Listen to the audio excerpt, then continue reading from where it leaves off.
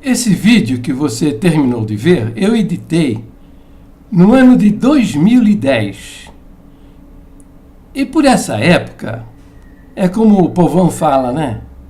Da reza toda eu não sabia um terço, não sabia nada.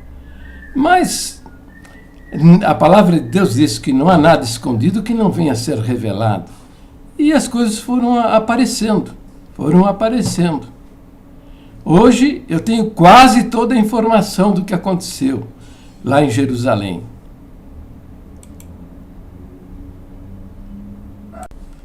E eu estou falando a respeito da congregação em Jerusalém e que ela possivelmente teria problemas lá com os judeus, né? Uma coisa que eu venho dizendo desde o ano 2000, que a congregação fez duas doutrinas em 1 Coríntios 11, a doutrina do véu e a doutrina do chapéu. E eu dizia lá no ano 2000, se a congregação um dia for a Jerusalém vai ter sérios problemas. Não por causa da doutrina do véu, mas por causa da doutrina do chapéu. Porque os judeus têm por tradição milenar o uso do quipá, de ter a cabeça coberta para orar ou cultuar a Deus. Então eu dizia, no ano 2000, vai ter problema se for para Jerusalém. Bom, nesse vídeo eu estou dizendo que a congregação agora está em Jerusalém e se expulsar um judeu do templo, como fazem aqui no Brasil, se fizerem isso lá em Jerusalém, vão ter sérios problemas. Eu não sabia, porque na congregação é tudo escondidinho, sabe? Tudo debaixo do pano, sabe? Escondendo os erros, os pecados, as desobediências, as heresias. Então, a derrota deles lá em Israel já havia acontecido no ano de 2005, quando o exército foi lá e botou no chão o templo que estava sendo construído lá em Jerusalém. Então, eu estou colocando esse aditivo, esse adendo aqui, para você saber dos fatos. Veja o que aconteceu lá em Israel no ano de 2005. Veja aí.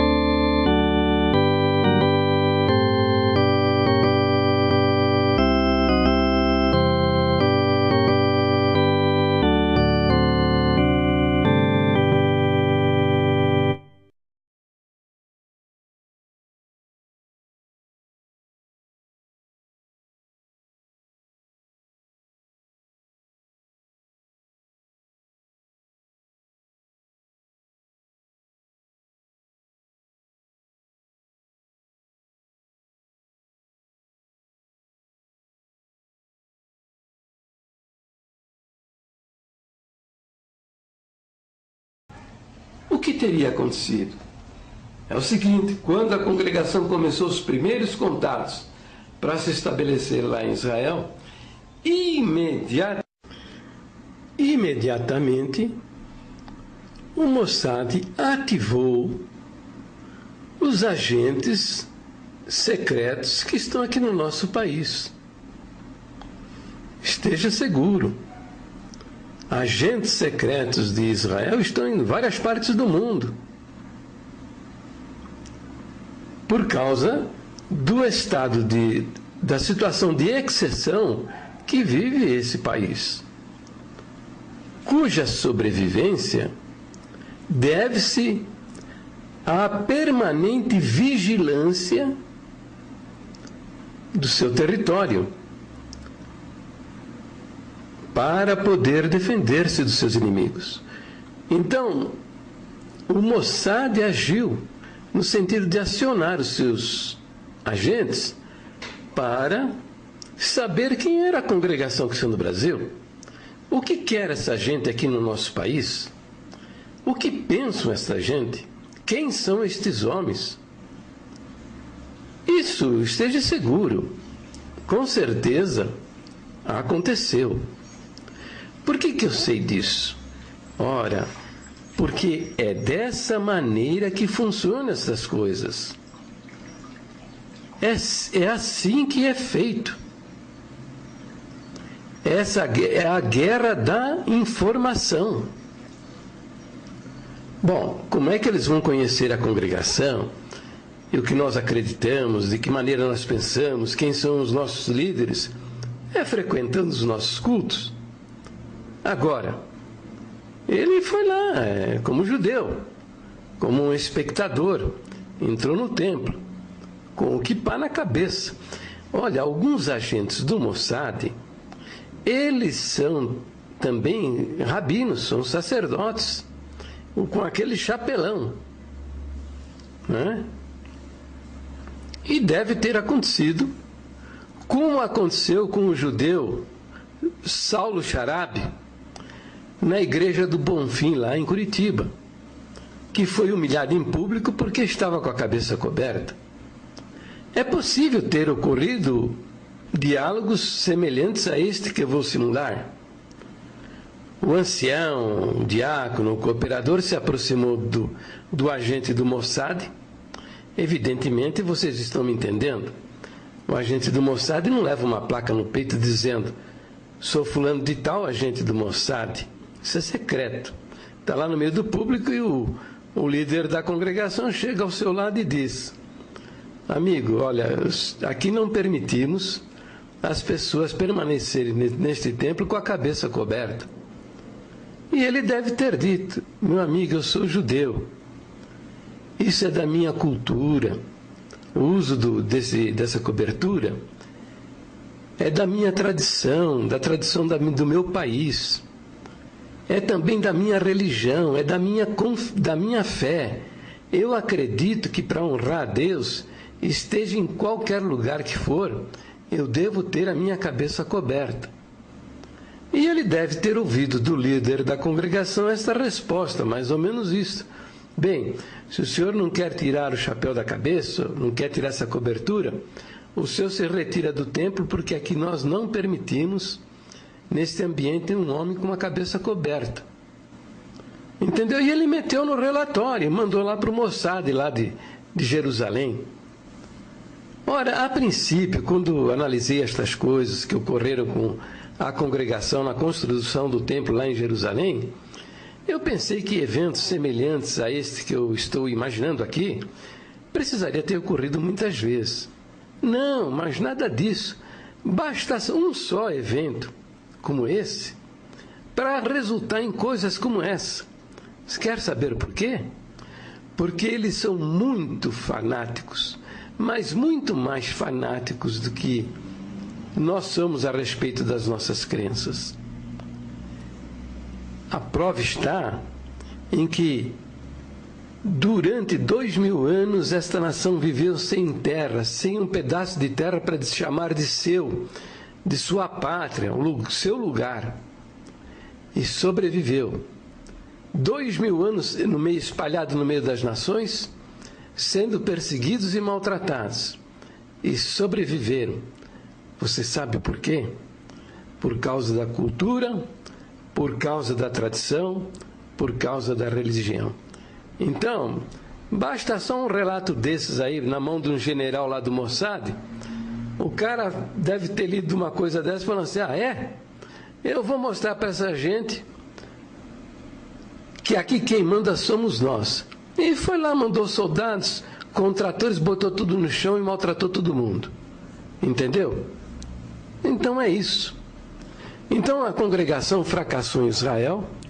Em 2008, eles depois que destruíram o templo de alvenaria, fizeram uma tenda lá, construíram uma tenda. E em 2008, enrolaram essa tenda e vieram embora para o Brasil. Chega de Israel. Chega de Jerusalém. Por quê? Ora, pergunta para um desses anciãos, por que eles não continuaram lá em Israel? Ele vai dizer, você está louco, camarada. Aqueles homens lá não tiram o chapéu da cabeça nem para dormir. Como é que nós vamos pregar o evangelho para essa gente? Eu tenho um relato escrito, cuja autoria eu não vou revelar para não causar desabores. E o relato é o seguinte: o tempo total, desde o início, foi de 28 meses. Desde as primeiras conversações até a data de abertura. E o movimento foi o seguinte: primeiro, comprar um terreno para construir uma congregação no caminho de Jerusalém para Hebrom. E assim Deus preparou. Custo do terreno com a legalização e transferência foi de $430 mil. Alugar um local para ter um endereço em Israel, para ter os cultos e também para alojar os irmãos que viajariam em missão pela obra de Deus em Israel. Aluguel mensal de $1.200 e outros custos relativos à manutenção da sala de oração. 3. Mandar de volta para Israel o Evangelho, através dos servos de Deus do ministério de 2 em 2. Foi também enviado irmãos pedreiros e homens de Deus que deixaram suas famílias e nossa irmandade para trabalharem na parte material. Ao longo de 6 meses, nossos irmãos, junto com algumas empresas que foram terceirizadas, construíram algumas coisas no terreno, como a limpeza do terreno, a construção do abrigo antibomba, na medida de 7 por 12 metros, com 25 centímetros de concreto em toda a sua estrutura, o tanque de batismo, mais os baldrames, os muros e outros. No dia 19 de junho deste ano, após estas edificações, uma reunião com a prefeitura foi acertado com os mesmos que tudo tinha sido feito permaneceria do jeito que estava, e sugeriu que contratasse para a edificação da igreja uma empresa americana em pré-moldado, que nos entregaria a igreja pronta em 45 dias, e o que depois foi mudado e proibido pela própria prefeitura.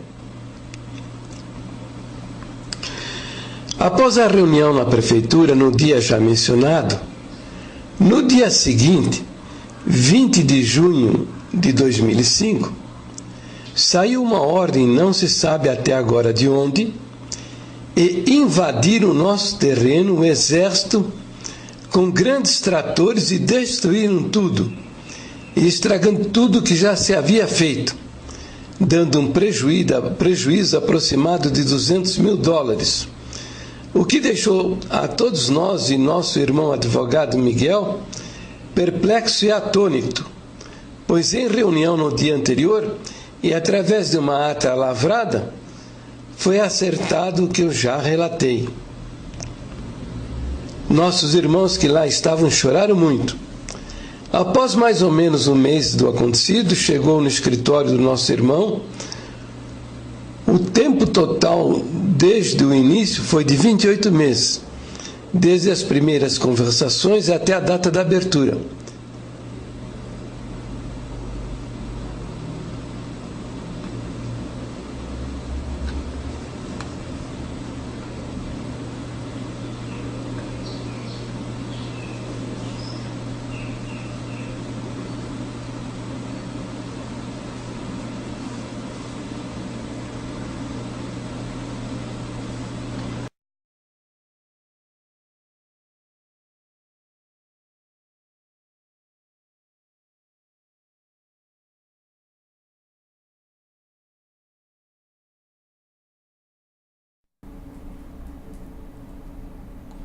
Então, para você compreender bem estas coisas que eu estou comentando, você deve assistir também o vídeo A Doutrina do Véu, parte 2, A Doutrina do Véu, parte 3 e A Doutrina do Véu, parte 4.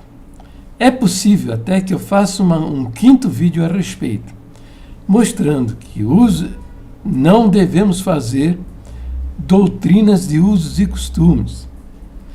Não devemos fazer doutrinas com versos isolados. Note bem, as doutrinas bíblicas, elas têm farta documentação nas Escrituras Sagradas. As doutrinas bíblicas, elas estão expostas em vários versos e porções das Escrituras. As doutrinas bíblicas são aquelas que tratam da personalidade de Deus, da infalibilidade e inerrância das Escrituras, da divindade de Jesus Cristo, da personalidade, divindade do Espírito Santo. Tem a doutrina da igreja, a doutrina do pecado, a doutrina das coisas futuras. Isto são doutrinas bíblicas, são doutrinas fundamentais, e estas doutrinas, elas são para todas as raças, todos os povos, todas as gentes, para todos os lugares, todos os tempos. Estas doutrinas não mudam. Agora, usos e costumes, sim, mudam com o tempo, com o lugar, com a cultura. Entendeu? Então você não deve fazer doutrina em cima de 1, 2, 3 versinhos. Por quê? Porque vai ser problema. Isso não tem inspiração divina e não é da vontade de Deus. Veja bem, fizeram a doutrina do véu, fizeram a doutrina do chapéu. Baseado nesses versinhos, 2 versinhos só. Entendeu? Um deles até contraditório. Contraditório, a doutrina do véu, lá no verso que a mulher se cubra com o véu, mais adiante diz que o cabelo foi dado no lugar do véu. Então, fazer uma doutrina disso divide a igreja espiritual de Cristo. A igreja universal vai ter aqueles que vão entender que não deve ter o véu porque o cabelo foi dado no lugar do véu. Isso cria contenda, discussão. Isso não tem inspiração divina. A igreja que quiser usar o véu, use o véu, não tem problema. Mas não faça isso uma doutrina. Não faça isso uma doutrina. A congregação se deu mal lá em Israel por causa da doutrina do chapéu. Porque fizeram a doutrina do chapéu. Ora, se se deram mal com a doutrina do chapéu, provavelmente vão se dar mal também com a doutrina do véu. Vai haver uma sociedade, uma comunidade, um grupo, uma nação, onde a mulher ter alguma coisa sobre a cabeça vinha a ser indecoroso, ofensivo, imoral, degradante. É isso. Então vejam todos os vídeos que eu estou fazendo a respeito desse assunto.